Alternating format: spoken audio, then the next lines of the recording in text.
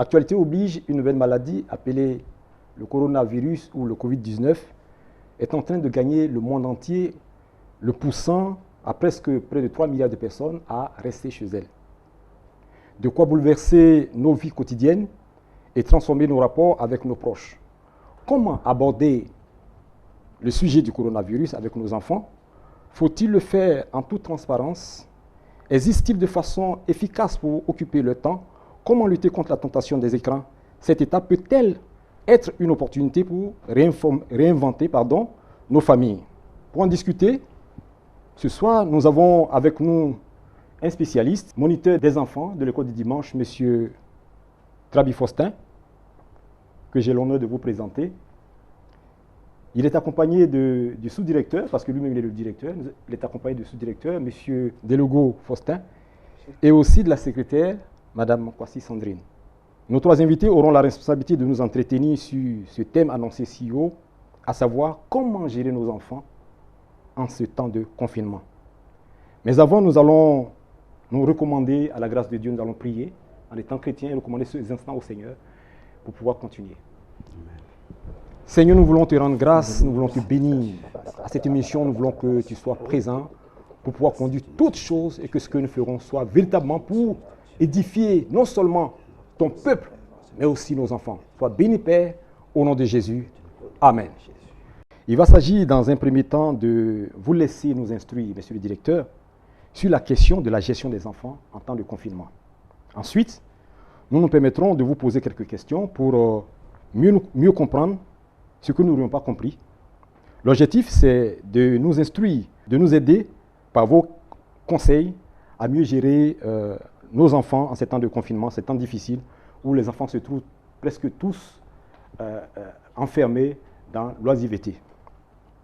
Je vais donc laisser sur ce la parole à monsieur le directeur, monsieur Trabi. Merci, monsieur Kofi Edi. Je voudrais dire aussi merci à France TV qui nous donne l'occasion de parler des enfants et de parler d'un thème aussi important. Mais d'entrée de jeu, je voudrais dire merci aux parents. Jusqu'ici, qui ont battu un travail formidable de la gestion des enfants depuis le début de ce temps de confinement jusqu'à présent. Et nous voulons encore leur demander pardon pour tous les enfants dont les comportements étaient difficiles et dont les caprices ont leur posé des torts. Nous voudrions leur dire de demeurer dans la gestion des enfants.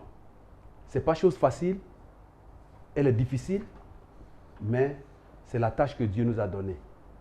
Et enfin leur dire d'être mobilisés, d'être toujours à la brèche pour les enfants, parce que les ténèbres ne dureront pas à toujours. Certainement, nous sommes au bout du tunnel et bientôt nous allons connaître la fin de cette pandémie. Qu'ils demeurent avec les enfants malgré leurs difficultés. Oui, très bien. Maintenant, nous écoutons votre exposé sur la question qui vous est posée. Comment gérer nos enfants en ce temps difficile, en ce temps de confinement? Oui, comme j'ai dit tout à l'heure, la gestion de l'enfant en ce temps de confinement est un thème important. Ça nous éclaire, nous les parents d'enfants et surtout les moniteurs. Nous voudrions dire que le temps que nous avons aujourd'hui est un temps très difficile, un temps menacé. Ce temps de confinement nous demande de veiller à la charge des enfants, de veiller à leur éducation, de veiller à leur protection, de veiller également à les conduire sur la voie du Seigneur. Et c'est à cela que nous sommes appelés. Et ce faisant, ce temps que nous connaissons ne date pas d'aujourd'hui. Et les époques passées, les hommes bibliques, il y a des traces des temps de confinement où les parents ont été appelés à gérer des enfants en ce temps-là. Nous allons voir par exemple dans Genèse, chapitre 7, avec Noé. Dieu a recommandé à Noé de prendre un temps de confinement de 40 jours, 40 nuits, dans l'arche qu'il avait confectionnée sur l'ordre de Dieu. Et quand on voit encore dans Exode 12, Dieu a ordonné au peuple d'Israël de se confiner en une nuit, là où l'esprit de mort allait frapper les premiers-nés d'Égypte. Il y a eu un temps de confinement. Ça ne date pas d'aujourd'hui. Et si nous voulons définir le thème véritablement pour que nous tous puissions être sur la même longueur d'onde, nous allons dire que le thème fait allusion à deux compartiments. Il y a d'abord gestion des enfants et il y a le temps de confinement. En ce temps de confinement, la gestion des enfants, c'est l'ensemble des dispositions, la stratégie visant à protéger, à garder, à éduquer, à donner une meilleure instruction à l'enfant. Et ce qui concerne le temps de confinement, c'est une période pendant laquelle un homme ou une personne ou plusieurs personnes sont appelées à garder un isolement. Cet isolement peut être forcé. On parle de confinement obligatoire. Ce confinement peut être personnel. On parle de l'autoconfinement. Ok, merci Monsieur le Directeur. J'ai envie de vous poser une question. Avec ce phénomène qu'on appelle le coronavirus, que nous-mêmes les parents, nous avons des difficultés à comprendre, faut-il nous l'expliquer aux enfants ou attendre que les enfants viennent nous poser la question pour savoir ce que c'est? Merci mon frère. Dieu a dit d'instruire l'enfant selon la voie qu'il doit suivre, et quand il deviendra vieux, qu'il ne s'en détourne pas. Donc, c'est à nous la responsabilité de parler aux enfants. C'est parce que Dieu a vu que nous sommes matures qu'il nous a donné des enfants à gérer. Celui qui est mature, c'est celui qui est expérimenté. Oui, c'est celui qui est capable d'apporter une explication. Donc, c'est pourquoi, dans l'exposé, j'ai dit qu'il faut avoir des temps de télévision avec l'enfant et des temps d'actualité. Puisque cette pandémie dont on parle, c'est de l'actualité. Donc, le père ou la mère a la possibilité d'expliquer à l'enfant selon les informations qui sont portées par les médias. Puisque c'est en tenant vous deux, vous êtes comme des assistants. Et le fait que de l'inviter, il se sent à l'aise, il est heureux, il participe et il s'ouvre à toi et tu as la possibilité, après même le temps de télé, d'engager un petit débat avec lui pour le lui expliquer. Vous savez, les enfants, il faut les éduquer selon leur âge. Parce que selon l'âge de l'enfant, il a un certain caractère. C'est exactement la question que je voulais poser, c'était la deuxième question. Parce qu'à quel âge faut-il expliquer à l'enfant ce qui se passe? Parce que nous-mêmes, les parents, nous avons des difficultés à comprendre ce phénomène. À quel âge on a un enfant de 2 ans. Comment il faut lui expliquer ce phénomène, le coronavirus? Et celui qui a 10 ans ou 16 ans, c'est différent. Justement, voilà. À chaque âge, il y a un langage qui est adopté pour enseigner un enfant. Un enfant qui a 2 ans, lorsque son pain tombe à terre, il veut prendre pour manger, tu lui dis non, laisse. C'est gâté. C'est gâté. Ok, c'est bon. Ce que je veux savoir, vous en tant que parent, oui. Qu'est-ce que vous savez du corona? Comment est-ce que vous avez pour savoir ce que c'est? Parce que moi, je ne sais pas ce que c'est. Expliquez-moi, comment est-ce que vous avez appris ce que c'est que le corona? Voilà. Vous êtes informé quelque part? C'est ce que je veux savoir. En tant que parent, oui, il faut toi-même faire des recherches. Ah, ok. Voilà. Il faut toi-même te renseigner. Et il faut avoir ce temps d'actualité. Sur nos chaînes de télévision ou bien sûr... Que ce soit nos chaînes de télévision, que ce soit dans les journaux, que ce soit ailleurs. Très bien. Aujourd'hui, nous avons la possibilité de mass média. Okay. Je crois le net. Okay. Tu peux aller faire des recherches toi-même sur même le virus, comment le virus est constitué, et tu peux expliquer à un enfant selon son âge. Très bien. Voilà. Merci, monsieur le directeur. Dans votre exposé, vous aviez dit que le... Moi, ancien Eddy, oui, je voulais ajouter. Très bien. Dans une famille, il faut toujours dialoguer avec les enfants. Oui. Et c'est avec la communication, l'enfant peut savoir de quoi il s'agit au juste. Parce que le coronavirus est une nouvelle maladie. Oui. Alors, ça nous est parvenu par les médias. Oui. Et nous aussi, étant devant les médias, on a essayé de nous renseigner.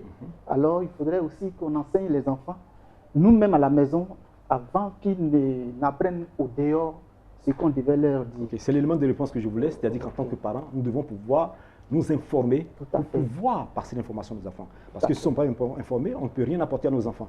C'est important. Ce que je voulais dire, c'est qu'au cours de l'exposé, le directeur avait dit que le corona était bénéfique pour la famille. Je n'ai pas dit que le corona était bénéfique pour la famille. Ah bon, mais j'ai dit que le temps de confinement est bénéfique pour la famille. Ok, donc on va aller comme ça. Mais dites-moi, est-ce qu'il n'y a pas de risque pour les enfants pendant ce temps de confinement?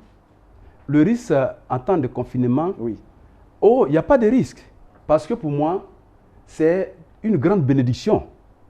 L'enfant qui voit toujours ses parents partir, qui ne connaît même pas ses parents, qui ne connaît pas le comportement de ses parents, et je vais mettre un peu entre griffes, moi, mes enfants, ils savent à quel moment ils peuvent m'exposer un problème. Parce que j'ai mis dans leur éducation, soit quand je viens du travail, on ne doit pas me poser une question, on ne doit pas exposer un problème. Je dois rentrer, boire peut-être de l'eau, me laver. Quand je suis assis, je me suis reposé, vous venez et on discute tranquillement. Vous n'êtes pas un peu trop dur parce que vous ne voulez pas que les enfants aient accès à vous quand vous arrivez. Il faut aller vous laver d'abord. Mes enfants sont mes amis. Un problème sur le champ, est-ce qu'il faut attendre que le papa aille se laver? Si le problème il est urgent, est-ce qu'il faut que le père aille se laver d'abord avant de pouvoir donner accès à son père? En tant que parent, oui. Il faut apprendre à l'enfant la patience. Ah, okay. Parce que chaque chose a son temps. Très bien. Et apprends à l'enfant à patienter devant les situations. Et le temps que je prends pour aller, par exemple, me laver, l'enfant est obligé de faire violence sur lui-même pour m'attendre. Et ça lui permet d'avoir une patience pour qu'il comprenne que toutes les situations ne se règlent pas à la hâte. C'est en se reposant qu'on peut trouver des modes de solution. Merci. Je voudrais maintenant poser cette question au sous-directeur, M. Delogo. Est-ce que vous avez des idées d'activités en famille qui soient idéales à ce temps de confinement? Tout à fait. Il y a plusieurs activités. Oui. Lesquelles? Dans un premier temps, il y a l'étude biblique. Très bien. Voilà. On peut faire des jeux bibliques avec les enfants. Très bien. D'abord, dans un premier temps, comme je peux dire à l'enfant, tu lis ce message, ce passage, et jusqu'au soir, on va essayer de décortiquer. Oui. On se pose des questions. C'est ça. Bon, il y a aussi les classes de chant. Ça nous permet également de chanter, d'améliorer encore nos voix, parce que étant moniteur, et les enfants aussi étant dans nos classes, et ils sont un peu habitués à nous lorsque nous faisons les activités. Bon, il y a aussi des activités culinaires. On peut amener les enfants à pouvoir préparer à tous des rôles. Bon, on les apprécie et ça leur permet de pouvoir vraiment mettre la main dans le plat pour vraiment apprendre à préparer. Apprendre à préparer. C'est très bien. Il y a aussi le nettoyage. Nettoyage, oui. Voilà, aujourd'hui, on peut la nettoyer. Bon, il faut l'encourager. Et il y a aussi d'autres jeux. Voilà, pendant l'exposé, le directeur disait qu'il faut des activités sportives. Vous savez, à Bignan, ici, nous avons des salons tellement confinés que moi, je me suis posé la question de savoir où est-ce qu'il fallait trouver la place pour faire le sport. Ça, peut-être la question va revenir au directeur. Où est-ce qu'on doit partir? Puisqu'on est confiné, on ne peut pas sortir. Où est-ce qu'il faut faire le sport? Bon, on va poser la question la secrétaire. À la secrétaire. Voilà. Moi, je voulais répondre à cette question. Oui. Parce que, bon, ça c'est un exemple pratique. Oui. Chez moi, à la maison, il n'y a pas d'espace de jeu. Nous sommes dans un appartement où il n'y a pas d'extérieur. Donc, qu'est-ce que nous faisons? Nous créons la place. C'est-à-dire, nous créons un espace au salon, et puis ce petit espace-là, nous mettons en tenue de sport, et puis nous essayons de faire des étirements. Avec tous les enfants. Avec tous les enfants. Et maman, même je saute aussi à la corde, tout ça là. On transpire bien et ça nous permet d'évacuer le surplus d'énergie. Et puis ça nous aide aussi à canaliser les enfants. Et généralement, chez moi, après ces séances, on prie. Et les enfants sont beaucoup plus disposés à prier. Ça, c'est un exemple pratique. C'est ce que je fais souvent à la maison. Ok, dites-moi, Madame Kwasi, comment est-ce que vous organisez les journées à la maison avec les enfants? Est-ce qu'il y a des bonnes pratiques en dehors de ce que les autres viennent de citer? Comment est-ce que vous organisez une journée particulière? Par exemple, lundi, qu'est-ce que vous programmez? Bon, en tant que maman au foyer, moi, j'ai que des filles à la maison. Très bien. Donc, ce sont les tâches ménagères que je mets en priorité. Donc, je fais la répartition des différentes tâches à la maison, de sorte à ce que chacun puisse mettre la main à la pâte. Okay. Voilà. Dans les tâches ménagères, et puis, bon, les activités, bon, comme on a dit tout à l'heure, tantôt, les physiques, le sport, et puis les études même. Parce que mon programme est le suivant, c'est-à-dire le matin, quand on se réveille, on fait le ménage de la maison. Après le ménage, puis bon, on se positionne pour par exemple, pour le sport. Quand on n'est plus disposé, puis maintenant on fait, comment on appelle, on prie. Et après avoir prié maintenant, on va à la cuisine pour prier. Et chacune a son tour de préparation. Souvent c'est l'aînée, après je prends la deuxième, la troisième. Bon, je l'implique, elle est toute petite, mais je l'implique un peu dans les tâches. Elle balaie. Chacun a son rôle à jouer.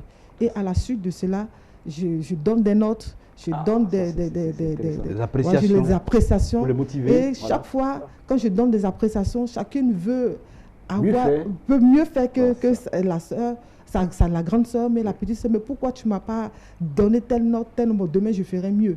Donc, c'est comme ça. C'est une saine compétition, mais ça rend les journées beaucoup plus intéressantes. Très bien. Voilà. Donc, j'ai envie de dire, écoutez, nous avons 24 heures. Comme Mme Kwasi vient de le dire, 24 heures, j'imagine que peut-être il faut, pour préparer 1 heure de temps, le sport aussi 1 heure, mais les autres, qu'est-ce qu'il faut faire? Donc, en d'autres mots, j'ai envie de poser ces questions certainement au sous-directeur. Les enfants ne prennent-ils pas assez de temps devant la télévision? Et ça, quel est le danger que ça peut représenter?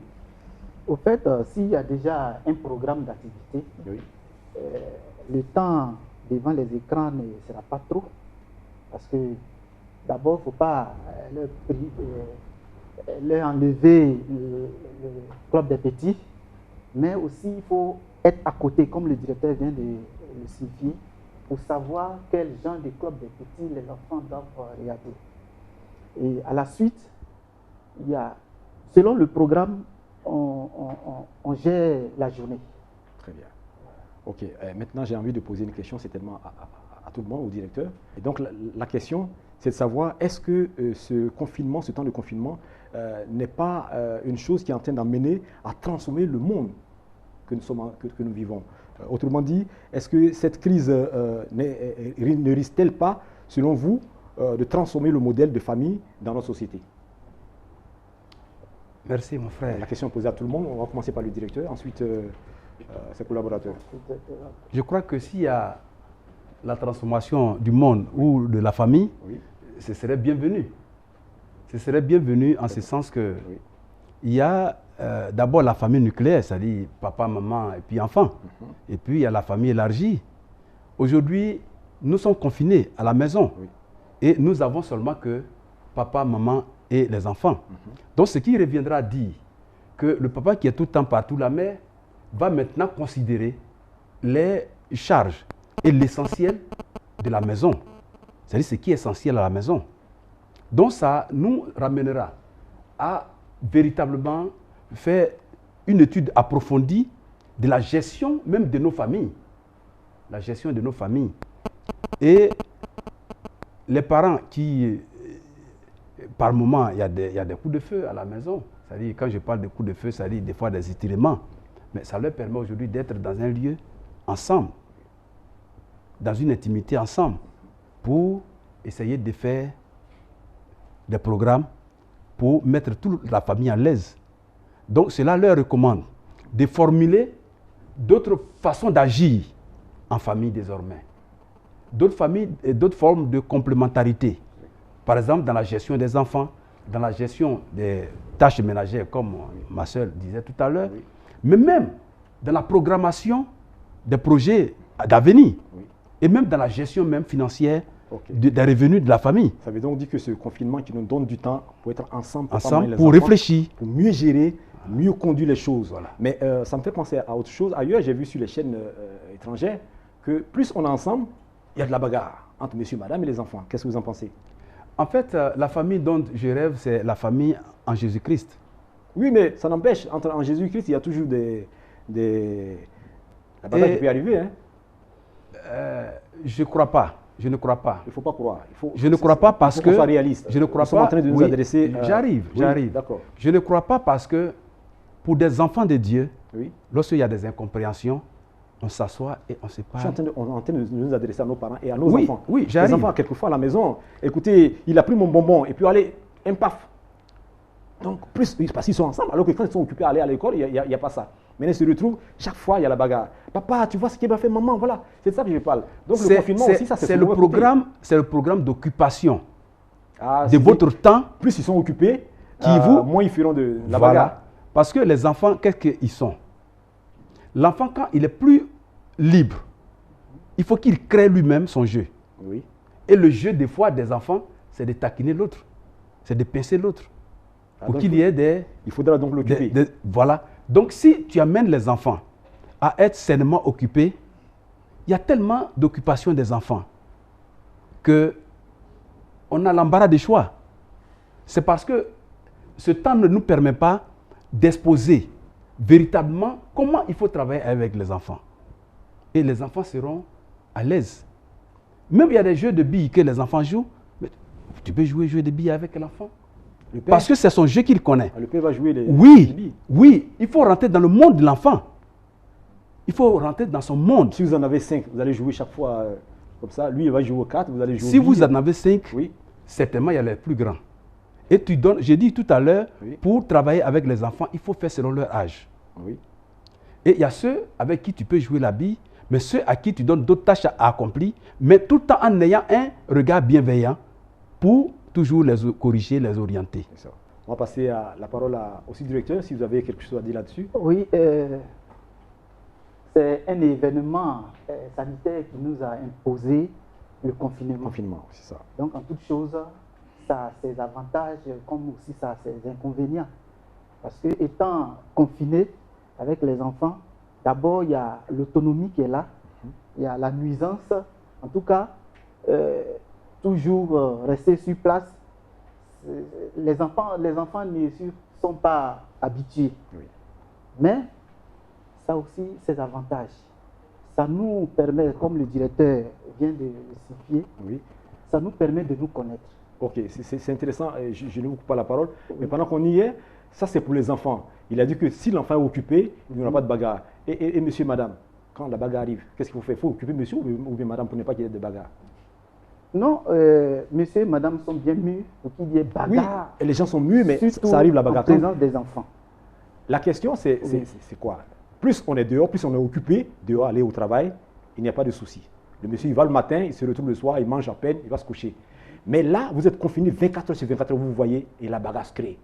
Entre monsieur et madame, qu'est-ce qu'il faut faire pour... Excusez-moi. Oui, c'était le sous-directeur qui avait la parole. Excusez-moi. Oui, ok. Excusez-moi. Oui. Comme je disais tout à l'heure que moi, la famille que je connais, c'est la famille chrétienne. Ça, je suis d'accord avec vous, monsieur. Maintenant, j'arrive. Je suis d'accord avec vous. J'arrive. Ce que je veux dire, j'arrive. C'est la réaliste. Non, vous aurez la parole tout à l'heure. Ce que je veux dire, on est chrétien, mais nous ne sommes pas des extraterrestres. C'est cela la question. Voilà. Pourquoi j'ai... Attends, voilà. Donnez-nous les secrets, comment il faut faire pendant ce temps de confinement pour ne pas qu'il y ait des bagarres entre monsieur et madame et les enfants. Vous avez dit les enfants, vous avez dit les enfants, s'il vous plaît, vous avez dit que les enfants, là, il fallait les occuper. Mais monsieur et madame, qu'est-ce qu'il faut faire pour ne pas qu'il y ait des bagarres? Nous avons la Bible. Le monsieur, d'abord, on l'a mis en retraite ou en chômage, je ne sais pas quoi, technique. Il est embrouillé. Il voit madame qui mange au moins 2 kilos de riz, il est énervé. Qu'est-ce qu'il faut? On va voir la bagarre. C'est que... Ils ont fermé les églises. Il ne peut pas appeler le pasteur. Non. Parce que c'est pourquoi j'ai dit que quand nous sommes chrétiens, Dieu nous enseigne la sagesse. Dieu nous enseigne la sagesse. Oui, bien sûr. Et Dieu nous enseigne la maîtrise de soi qui fait partie du fruit de l'esprit. Je ne peux pas penser que lui qui est rempli du Saint-Esprit peut agir de cette façon. Vous ne pensez pas, mais... Parce que ce fruit de l'esprit...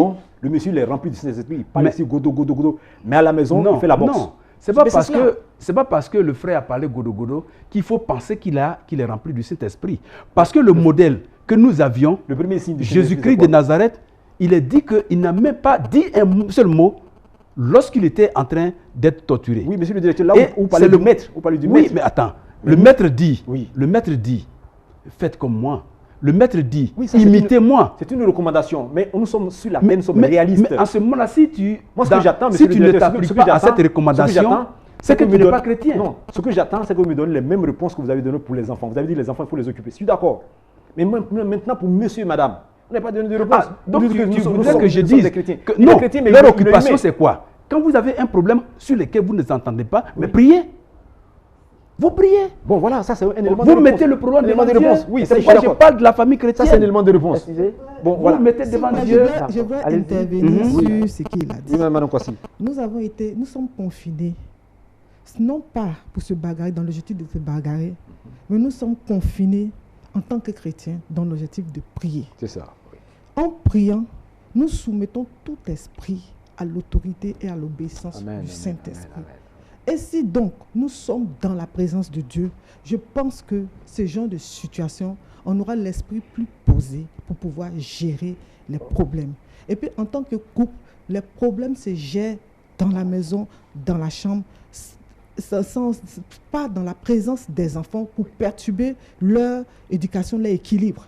Okay. Donc en tant que chrétien, lorsqu'il y a une situation, on gère les problèmes dans la maison sans même que les enfants ne puissent me savoir ce qui se passe. Ça, donc je suis d'accord, c'est-à-dire que quand le problème arrive, il faut aller à la prière. Et la prière réconcilie toujours. Voilà. Naturellement, donc ça ne peut pas empêcher que les choses arrivent. Si on a l'habitude de prier à la maison, l'esprit de palabre n'a pas sa raison d'y être.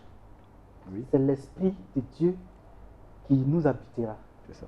Et même si les deux se bagarraient auparavant, mais toutefois qu'on enseigne les enfants ce qu'ils doivent faire et ce qu'ils ne doivent pas faire, étant conscients des grandes personnes qui devront inculquer une bonne éducation aux enfants, vraiment ça doit nous interpeller. Et s'il y a eu un des deux parents qui était en faute, il n'est même pas agréable de reprendre le père ou la mère devant les enfants. Okay. Mieux vaut faire signe à l'autre, vous allez dans la chambre, et vous réglez votre différence, et puis bon, vous revenez devant les enfants. Okay. Donc, merci directeur. Oui. Parce que je voudrais dire qu'une famille, des responsables de famille, chrétiens de surcroît, remplis de l'Esprit de Dieu, ont une façon sage de régler leurs différends. Lorsqu'on prie, c'est demander à Dieu de nous révéler la voie à suivre. Et je crois qu'il y a un langage qu'il faut adopter quand on est en couple. Il ne faut pas parler avec violence à ta femme. Okay. Alors, même quoi qu'il soit la faute commise. Et moi, j'ai eu cette habitude-là, même quand c'est grave, je présente la chose avec un peu de comédie, d'humour. Oui, et ça fait qu'on rit, alors que le problème est profond. Okay. Et ça permet de nous rapprocher et d'en parler en intimité. Très bien. Alors, je voudrais dire que nous sommes en train de tendre allègrement vers la fin. Je voudrais poser une dernière question et puis conclure. On a le cas des enfants qui sont hyper actifs. C'est-à-dire, quel que soit ce que vous allez donner comme activité, très rapidement, il finit et puis il est dehors. Et il réclame à sortir. Ces genres de cas, comment il faut les gérer? Les enfants hyperactifs, un enfant normalement, logiquement, celui qui a le don de Dieu n'est pas hyperactif. Si un enfant est hyperactif, il y a un problème. Il faut se mettre devant le Seigneur. Porte l'enfant devant le Seigneur. Lorsque nous prenons la Bible, le fou de Gadara, pourquoi il était hyperactif? C'est parce qu'il avait une légion de démons. En tant que père ou responsable de famille, il faut que je porte cette situation devant Dieu. Mais vous avez dit pendant votre exposé qu'il y a des enfants qui débordent d'énergie. Est-ce que ce n'est pas ça? Non, quand je parle de débordement d'énergie, oui, tu sais, les enfants sont actifs toute la journée.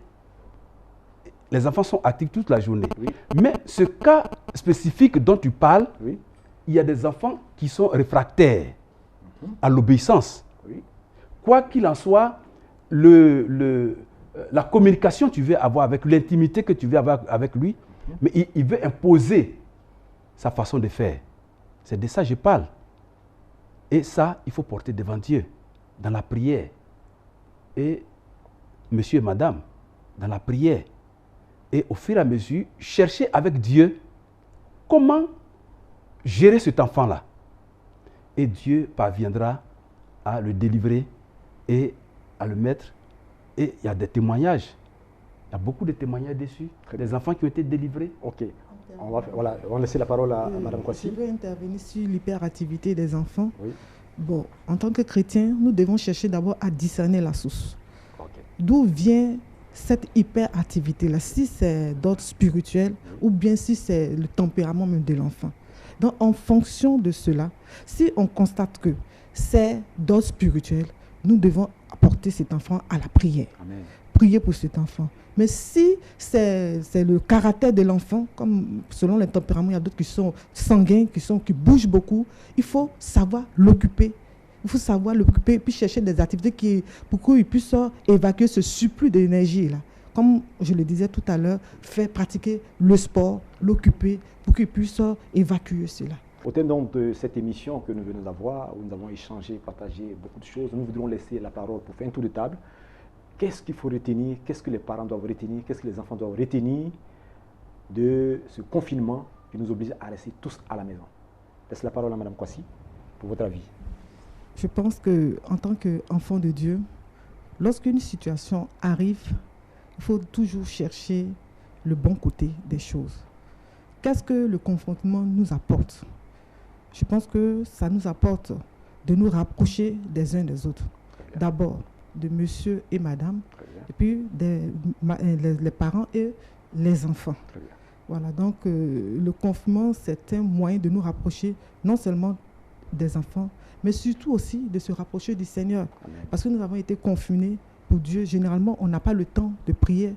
On est toujours occupé à aller ça et là, à aller chercher le quotidien pour s'occuper des enfants. Mais comme nous sommes à la maison, nous avons du temps pour le Seigneur. Donc c'est une manière de nous rapprocher du Seigneur et de retrouver en tout cas ces bases spirituelles. Merci donc, Mme Kwasi. C'est intéressant. Nous passons à M. Euh, Delogo. Voilà, merci ancien Eddy pour vraiment cette initiative. L'initiative, il faut la dédier au pasteur. Ça, j'aurai l'occasion de le dire. Ce sont eux qui ont initié. J'ai dit merci. Et c'est vraiment formidable. Aux modérateurs. Oui. Merci voilà, aux hommes de Dieu oui. qui nous ont donné cette occasion de pouvoir vraiment apporter au moins une petite connaissance aux familles et aux enfants. Merci à Trans TV pour cette occasion. Alors, le confinement est venu d'une maladie. Et nous allons dire aux enfants que ce n'est pas une punition, c'est une imposition d'une maladie et c'est une des mesures barrières pour éviter d'attraper cette maladie qui tue le monde entier sans toutefois vraiment, sans regarder même âge. Alors parmi les mesures barrières, il y a le lavage régulier des mains avec de l'eau et du savon ou bien avec le gel hydroalcoolique. Pour tousser, il faut dans le creux du coude, ou aussi quand on veut éternuer, il faut aussi dans le creux du coude, ou bien un mouchoir, éternuer dans le mouchoir et immédiatement le jeter dans une poubelle. Et aussi pour sortir, comme nous sommes déjà, bon, il y a aussi la distance qu'il faut respecter. Oui. Mais étant à la maison, nous sommes ensemble. Mais quand l'enfant veut sortir, il faut qu'il porte le cache-nez pour ne pas attraper ces maladies. Aussi, le directeur a porté un appui pour montrer que le confinement n'est pas une prison, ce n'est pas une punition. Mais Dieu souvent occasionne ces choses pour nous rapprocher les uns des autres. Et dans la famille, vraiment, je disais à une famille que l'avantage est qu'il y a des parents qu'on ne voyait pas, les enfants ne voyaient jamais leur papa. Ils sont toujours partis, la nuit ils viennent, le dimanche ils sont soit à des autres activités. Mais aujourd'hui, l'enfant connaît plus son père. Le père aussi connaît ses enfants et il le corrige. Donc qu'ils le prennent comme ça, cela, mais aussi regarder à Dieu. Et j'ai tantôt dit à mes enfants que Dieu veut confondre les hommes. Habituellement, quand il y a une pandémie, une maladie, on se tournait vers l'Europe, c'est-à-dire les Occidentaux. Mais aujourd'hui, ça a commencé par là-bas pour que Dieu montre sa puissance. Aujourd'hui, ce n'est pas l'homme qui doit nous sauver. Alors, je demande à tous les enfants, aux parents, de regarder à Dieu, de prier sans cesse, parce que le secours ne vient que de Dieu. Je vous remercie. Ok, merci M. Gervais. Nous passons maintenant au directeur pour conclure. Monsieur le directeur, qu'il Ouais. faut-il retenir de ce confinement qui nous impose à rester tous à la maison avec nos familles et nos enfants? Je dis merci à l'équipe de production, merci également au pasteur et merci à l'ensemble des parents qui sont en train de toujours travailler dans la gestion des enfants. Comme je l'ai dit, je vais demander aux parents d'être obéissants. Parce que quand Dieu a demandé à Israël d'avoir un moment de confinement, ils ont obéi. Et quand Dieu a demandé également à Noé, Noé a obéi. Et je voudrais que les parents utilisent le comportement de Noé. Parce que quand Noé était dans le confinement, il est arrivé que la fin du confinement soit prononcée. Parce que c'est vrai, nous sommes dans le confinement et les attitudes, chacun a bu un peu pour gérer sa famille. Mais nous allons sortir du confinement. Mais comment nous allons sortir? Et Noé a pris sur lui d'être très prudent.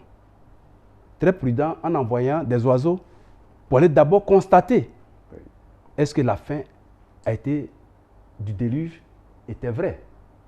Et après l'envoi des oiseaux, Noé a patienté. Il a patienté en attendant la vraie information. Parce que celui qui lui avait demandé d'être confiné, c'était Dieu. Il fallait que Dieu ordonne d'abord. Donc, dans ce confinement, nous devons faire attention. Il y a des fausses nouvelles qui circulent. Il ne faudrait pas qu'on se fie à cela pour demander aux enfants de sortir ou nous-mêmes de lâcher prise. Nous devons tenir bon, être prudents, être patients et ne pas céder à toutes les informations. Et Noé a attendu le moment propice, c'est-à-dire l'instruction de Dieu. Il faut que nous, en tant qu'enfants de Dieu, quoique les masses médias, quoique des médecins ou ceux qui s'en occupent proclament la fin, il faut que notre fin soit avec le Seigneur. Et que nous, dans la prière, nous remettons toute l'Église, toute la famille, tous les enfants entre les mains de Dieu. Afin que lorsque Dieu nous demandera de sortir de l'arche, quand nous allons sortir, l'eau serait tarie, la maladie serait totalement finie et que nous ne serions pas contaminés. Et c'est ce que Noé a fait. Donc je recommanderais aux parents d'être prudents, d'être patients et d'attendre la bonne information. Merci, monsieur le directeur. C'est sur ce mot que nous allons terminer. Être prudent, patient.